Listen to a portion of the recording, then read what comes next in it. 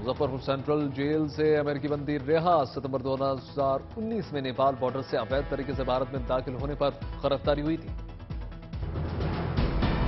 Assam board के 12वीं के नतीजे जारी। साइंस में 92.19% परीक्षार्थी सफल।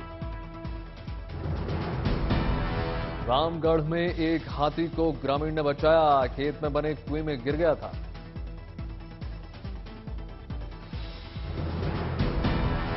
मसूरी के Lal Bahadur Shastri national academy of administration पर हुए कार्यक्रम में उत्तराखंड के मुख्यमंत्री पुष्कर सिंह धामी ने हिस्सा लिया। अमरनाथ यात्रा की तैयारियां जोरों शोर पर। बालबाट में श्रद्धालुओं के लिए बन रहे टेंट को दिया जा रहा है अंतिम टच। देश में फिर से बढ़ने लगा है कोरोना का कहर। एक हफ्ते में 25% मरीज बढ़े। देश में बीते 24 घंटे में आए कोरोना के 17,000 से ज्यादा नए केसेस। एक्टिव केसेस की संख्या 94,000 के बाद। दिल्ली, महाराष्ट्र, केरल और तमिलनाडु में डरा रही है कोरोना की रफ्तार। इन राज्यों से आ रहे हैं सबसे ज्यादा केसेस। पॉजिटिविटी रेट बढ़कर हो गई है 5.62%। स्वास्थ्य मंत्रालय के मुताबिक 139 दिन बाद पॉजिटिविटी रेट 5% के बाद। देश में कोरोना के बढ़ते मामलों के बीच ओमिक्रॉन और उसके सब वेरिएंट को जिम्मेदार माना जा रहा है। अभी देश में BA.2, BA.2.38, BA.4 और BA.5 सब वेरिएंट फैला रहे हैं। दिल्ली एनसीआर में जल्द झमाझम बारिश होने वाली है। मौसम विभाग के मुताबिक देश के सभी हिस्सों में मानसून पहुंचने की आशंका। देहरादून के कई इलाकों में बारिश।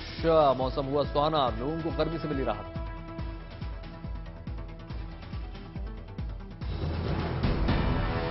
केदारनाथ में भारी बारिश से घट गया तापमान। तीर्थयात्रियों को मिली राहत। केदारनाथ के आसमान में बादलों का डेरा। 30 जून को उसके बाद हवाई सेवाएं हो जाएंगी बंद। बारिश के मद्देनजर बड़ा फैसला। गोमुख ग्लेशियर पर दिख रहा है ग्लोबल वार्मिंग का असर। गोमुख का बदल रहा है स्वरूप। एक्टर आदित्य रॉय कपूर ने पुशअप चैलेंज में द ग्रेट खली को हरा दिया। संजना सांघी की ट्रेकाई का। मां बनने वाली आलिया भट्ट शेयर की प्रेगनेंसी वाली गुड न्यूज। अर्जुन कपूर के बर्थडे पर मलाइका अरोड़ा संग की जमकर मस्ती। सेलिब्रेशन की फोटोज वायरल। वरुण धवन और कियारा आडवाणी स्टारर फिल्म डुडुडियो ने शनिवार को नेट 12.25 करोड़ रुपए का कर दिया बिजनेस, जबकि फिल्म ने फर्स्ट डे 9.28 करोड़ की कमाई की। Dancing reality show dance India dance little master के सीजन 5 के विजेता बने नवविजित। आईटी कंपनियों के लिए कर्मचारियों को वापस दफ्तर बुलाना पड़ गया मुश्किल की चुनौती। CLHR के एक सर्वे के मुताबिक हर 4 में से 3 कर्मचारी हफ्ते में एक दिन भी ऑफिस आने को तैयार नहीं है। ब्याज दरों में बढ़ोतरी से विकास दर पर असर पड़ने को लेकर MPC गंभीर। MPC के सदस्य जयंत R वर्मा ने कहा, मुश्किल से पटरी पर लौटी इकोनॉमी को ब्याज दरों में तेज बढ़ोतरी से झटका नहीं दे सकते। मई में कार एक्सपोर्ट के मामले में मारुति की 5 कारें टॉप 10 कारों में शामिल रही। स्विफ्ट भारत से निर्यात होने वाली कारों में पहले नंबर पर। निसान सनी इस लिस्ट में दूसरे नंबर पर।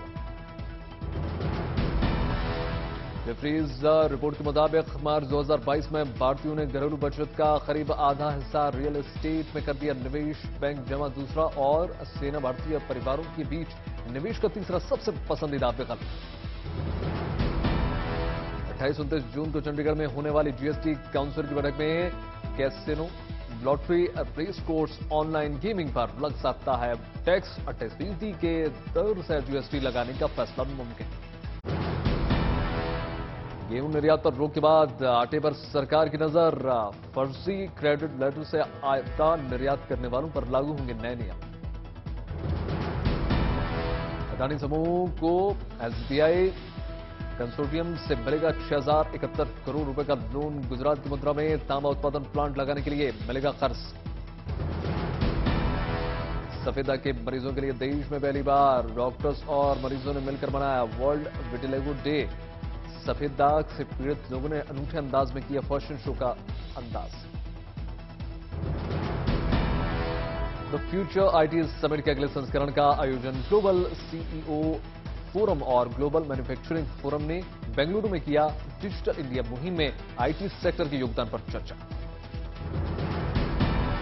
टू व्हीलर्स के सेल, सर्विस और पार्ट्स के multi brand speed force EV ने विस्तार योजना के तहत गुजरात के आणंद में खोल दिया नया शोरूम। एशिया के सबसे भरोसेमंद मल्टी ब्रांड के तौर पर स्पीड फोर्स ईवी की पहचान।